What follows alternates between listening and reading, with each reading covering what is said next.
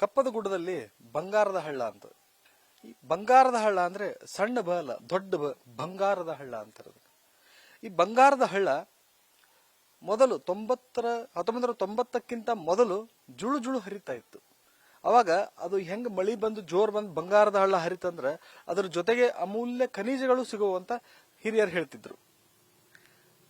ಆಮೇಲೆ 1990 ಆದ್ಮೇಲೆ ಈ ಮಾನವನ ಅತಿ ಹೆಚ್ಚು ಸಂಪರ್ಕ ಗುಡ್ಡದ ಜೊತೆ ಆದಾಗಿಂದ ಆ ಬಂಗಾರದ ಹಳ್ಳ ಹರಿಯೋದು ನಿಂತಂತ. ಅದಾದ ನಂತರ ಸುಮಾರು ಒಂದು 10 ವರ್ಷದ ನಂತರ ನಂದಿವೇರಿ ಸ್ವಾಮೀಜಿಗಳು ಅಲ್ಲಿ ಪೀಠವನ್ನು ಅಲಂಕರಿಸಿದಾಗ ಆಗ DC ಬಹುಶಃ ಗೋನಾಳ್ ಭೀಮಪ್ಪ ಅಂತ ಇದ್ರು. ಆಮೇಲೆ ಜಿಲ್ಲಾ ಪಂಚಾಯತ್ ಅಧ್ಯಕ್ಷರು ಪ್ರಬಣ್ಣ ಹುಣಸಿಕಟ್ಟಿ ಅಂತ, ಆಮೇಲೆ ಅದರ ಉಪಾಧ್ಯಕ್ಷರು ಈಗಿನ ಲಕ್ಕುಂಡಿಯ ಸಿದ್ದು ಪಾಟೀಲ್ರ ತಂದೆಯವರಾದ ಅಜ್ಜಣ್ಣ ಪಾಟೀಲ್ರು. ಇವರೆಲ್ಲಾ ಸೇರಿ DR ಪಾಟೀಲ್ ಅವರ ನೇತೃತ್ವದೊಳಗ ಒಂದು ದೊಡ್ಡ ಸಸ್ಯ ಆಂದೋಲನವನ್ನು ಮಾಡಿದ್ರು.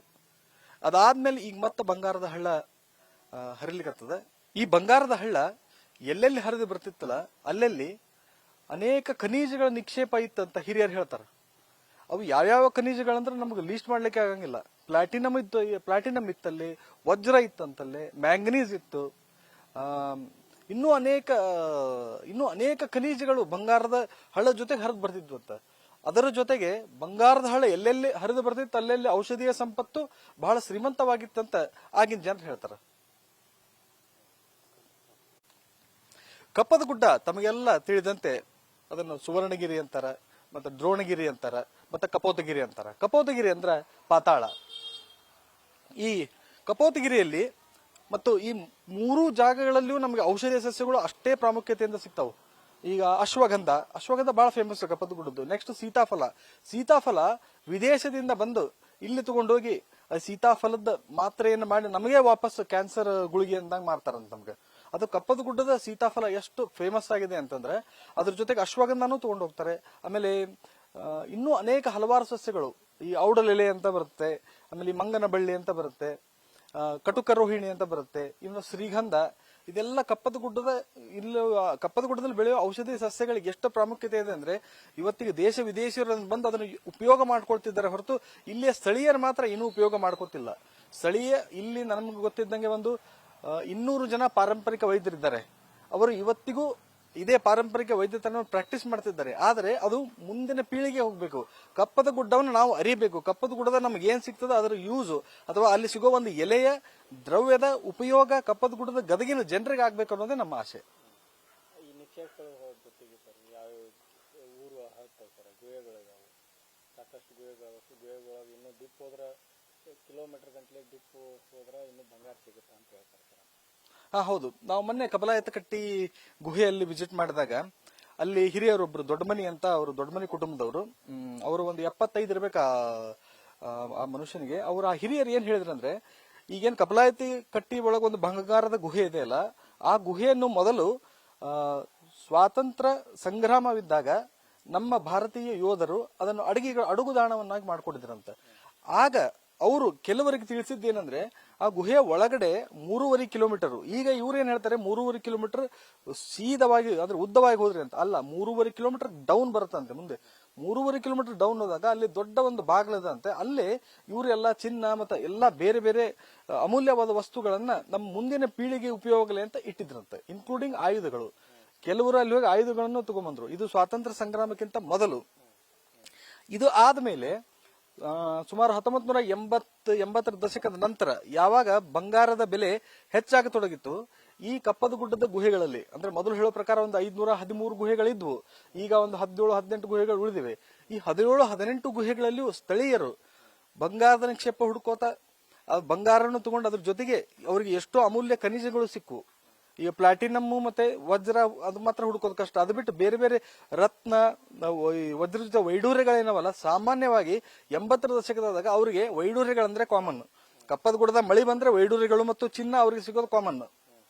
ಈಗಿನ ಜನರಿಗೆ ಅದು ವಿಶೇಷ ಅಥವಾ ಇದು ಅಸಾಧ್ಯ ಅಂತ ಅನಿಸ್ಬೋದು. ಬಟ್ ಆಗಿನ ಟೈಮ್ನಾಗ ಮಳಿ ಬಂದಾಗ ಬಂಗಾರದ ಕೊಳ್ಳ ಆಗ್ಲಿ ಕಪ್ಪದ ಗುಡ್ಡದ ಯಾವುದೇ ಇದಾಗ್ಲಿ ಎಷ್ಟೋ ನಿಕ್ಷೇಪಗಳು ಅಲ್ಲಿ ಪತ್ತೆಯಾಗಿವೆ. ಆಗಿನ ಜನರು ಅವರಿಗೆ ಅಷ್ಟು ಟೆಕ್ನಾಲಜಿ ಗೊತ್ತಿದ್ದಿದ್ರು ಇದರ ಉಪಯೋಗನ ತಗೊಂಡಿದ್ದಾರೆ. ಹಾ ಹೌದು ಹೌದು ಬೆಳ್ವಲ ಬೆಳಕು ಒಂದು ಪುಸ್ತಕವನ್ನು ಓದಿದ್ದೇನೆ. ಅದು ಬಹುಶಃ ಒಂದು 2 ದಿವಸಗಳ ಹಿಂದೆ ಬಂದದ್ದು. ಅದರಲ್ಲಿ 265 ಮತ್ತು 266 ಮತ್ತು 267ನೇ ಪುಟಗಳಲ್ಲಿ ಈ ವಜ್ರ, ವೈಡೂರ್ಯ, ಆ, ಮತ್ತೆ ಚಿನ್ನ, ಮತ್ತೆ ಪ್ಲಾಟಿನಮ್, ಮ್ಯಾಂಗನೀಸು, ಮತ್ತೆ ಇನ್ನೂ ಅನೇಕ ಖನಿಜಗಳು ಕಪ್ಪತಗುಡದಾಗ ಲಭ್ಯವಿದ್ವು. ಮತ್ತು ಅವು ಅಲ್ಲಿ ಯಾವ ಗಣಿ ಕಂಪನಿಗಳು ಕೆಲಸ ಮಾಡಿ, ಅಂದ್ರೆ ಧಾರವಾಡ ಮೈನಿಂಗ್ ಕಂಪನಿ ಆಗಲಿ, ಭಾರತ್ ಗೋಲ್ಡ್ ಮೈನ್ಸ್ ಆಗಲಿ, ಇವುಗಳ ಒಂದು ಲಿಸ್ಟೇ ಇದೆ ಅದರಲ್ಲಿ. ಯಾವ ಕಂಪನಿಗಳು ಅಲ್ಲಿ ಕೆಲಸ ಮಾಡಿವೆ ಅಥವಾ ಮತ್ತೆ ಏನೇನು ನಿಕ್ಷೇಪಗಳನ್ನು ಅವು ಹುಡುಕಿವೆ ಮತ್ತು ಎಷ್ಟು ಪರ್ಸೆಂಟೇಜ್ ತೆಗೆದಿವೆ ಅನ್ನೋದು ಅಲ್ಲಿ ಡಿಟೇಲ್ಡ್ ಆಗಿ ನೀಡಿದ್ದಾರೆ. ಎಷ್ಟು ತೆಗೆದಿದ್ದಾರೆ ಸರ್ ಅದರೊಳಗೆ? ಅದು ಪರ್ಸೆಂಟೇಜ್ ಅವರು ಆಗ ಟೈಮ್ನಲ್ಲಿ 0.32 0.42 ಹೀಗೇನೋ ಕೊಟ್ಟಿದ್ದಾರೆ. ಅದನ್ನ ನಾನು ಕರೆಕ್ಟ್ ಆಗಿ ನೆನಪಿಲ್ಲ ನನಗೆ. ಬಟ್ ಅನೇಕ ಖನಿಜ ನಿಕ್ಷೇಪಗಳನ್ನ ಆಗ ಕಪ್ಪತಗುಡದಿಂದ ನಮ್ಮ ಹಿರಿಯರು ಮತ್ತು ಅಲ್ಲಿಯ ಗ್ರಾಮಸ್ಥರು ಬ್ರಿಟಿಷರ ಜೊತೆಗೂಡಿ ಅಥವಾ ನಮ್ಮ ಭಾರತ ಸರ್ಕಾರದ ಅಧಿಕಾರಿಗಳ ಜೊತೆಗೂಡಿ ತೆಗೆದಿದ್ದಾರೆ ಮತ್ತು ಅವರು ಕಣ್ಣಾರೆಯೂ ನೋಡಿದ್ದಾರೆ. ಯಾಕಂದ್ರೆ ಕೆಲವರು ಹೇಳುವಾಗೆ ನಾವು ಚಿನ್ನದ ಇಟ್ಟಿಗೆಯನ್ನು ನೋಡಿದ್ದೇವೆ ಅಂತ ಹೇಳಿದ್ದಾರೆ ಅವರು. ಈಗಂತೂ ನಾವು ಚಿನ್ನದ ಇಟ್ಟಿಗೆ ನೋಡಲು ಸಾಧ್ಯವಿಲ್ಲ.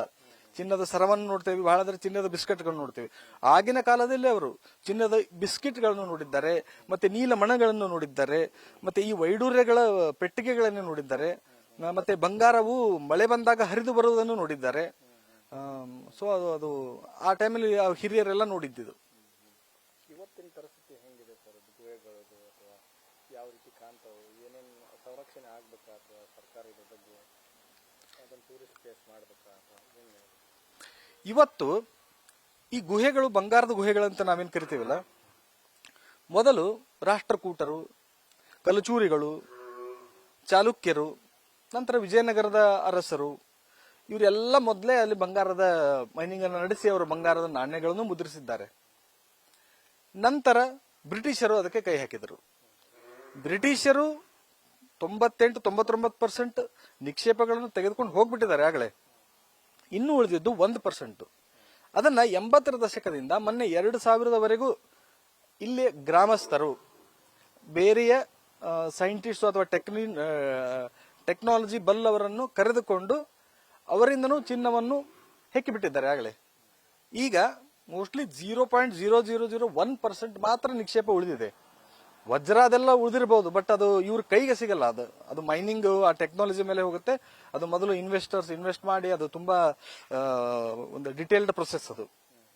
ಬಟ್ ಈಗ ಗ್ರಾಮಸ್ಥರು ಮಾತ್ರ 2000ದಿಂದ 2020ರಿಂದ ಅಲ್ಲಿ ಒಳಗಡೆ ಹೋಗೋದು ಬಂದ್ ಮಾಡಿದ್ದಾರೆ. ಈಗ ಬಂಗಾರದ ಹೂಗಳಲ್ಲಿ ಮಣ್ಣು ಮಾತ್ರ ಇದೆ ಅಂತ ನನ್ನ ಅನಿಸಿಕೆ. ಇನ್ನು ಬಂಗಾರದ ಟೂರಿಸಂ, ಗೋಲ್ಡ್ ಟೂರಿಸಂ ಅಂತ ಒಂದು ಹೊಸ ಕಾನ್ಸೆಪ್ಟ್ ಕಳೆದ ವರ್ಷ ಗದಗಿನ ಅರಣ್ಯ ಇಲಾಖೆಯು ಒಂದು ಪ್ರಸ್ತಾಪನೆಯನ್ನು ರಾಜ್ಯ ಸರ್ಕಾರಕ್ಕೆ ನೀಡಿದೆ. ಅಂದ್ರೆ ಈ ಬಂಗಾರದ ಗುಹೆಗಳಲ್ಲಿ ನಾವೊಂದು ಟ್ರೇಲ್ ಹಾಕೊಂಡು ಅಥವಾ ಒಂದು ಟ್ರೈನ್ ಮುಖಾಂತರನೋ ಅಥವಾ ಒಂದು ಯಾವ್ದಾದ್ರು ಒಂದು ವೆಹಿಕಲ್ ಮುಖಾಂತರ ಬಂಗಾರದ ಗುಹೆಗಳು ಹೇಗಿದ್ದು, ಅಲ್ಲಿ ಬ್ರಿಟಿಷರು ಅಥವಾ ನಮ್ಮ ಹಳೆಯ ರಾಜರುಗಳು ಹೇಗೆ ಬಂಗಾರವನ್ನು ಮೈನಿಂಗ್ ಅನ್ನು ಮಾಡುತ್ತಿದ್ದರು ಅನ್ನುವುದನ್ನು ಎಲ್ಲ ವಿಸಿಟರ್ಸ್ ಗಳಿಗೆ ತೋರಿಸುವ ಒಂದು ಸುವರ್ಣಾವಕಾಶ ಗದಗಿನಲ್ಲಿ ಶೀಘ್ರವೇ ಬರಲಿದೆ. ಈಗ ಮೊನ್ನೆ ಅರಣ್ಯ ಅಧಿಕಾರಿಗಳ ಜೊತೆ ಮಾತನಾಡಿದಾಗ ಅವರು ಒಂದು ಪ್ರಸ್ತಾವನೆಯನ್ನು ಸಲ್ಲಿಸಿದ್ದಾರಂತೆ. ಈಗ ರಾಜ್ಯ ಸರ್ಕಾರದ ಮಂಜೂರಾತಿಗೆ ಅವರು ವೇಟ್ ಮಾಡ್ತಾ ಇದ್ದಾರೆ. ಆಕ್ಚುಲಿ ಅದು ಬಂದರೆ ನಮ್ಮ ಉತ್ತರ ಕರ್ನಾಟಕ ಅಷ್ಟೇ ಅಲ್ಲ, ನಮ್ಮ ದಕ್ಷಿಣ ಭಾರತದಲ್ಲೇ ಒಂದು ವಿಶೇಷ ಗೋಲ್ಡ್ ಟೂರಿಸಂ ಪ್ಲೇಸ್ ಗದಗ ಆಗುತ್ತೆ.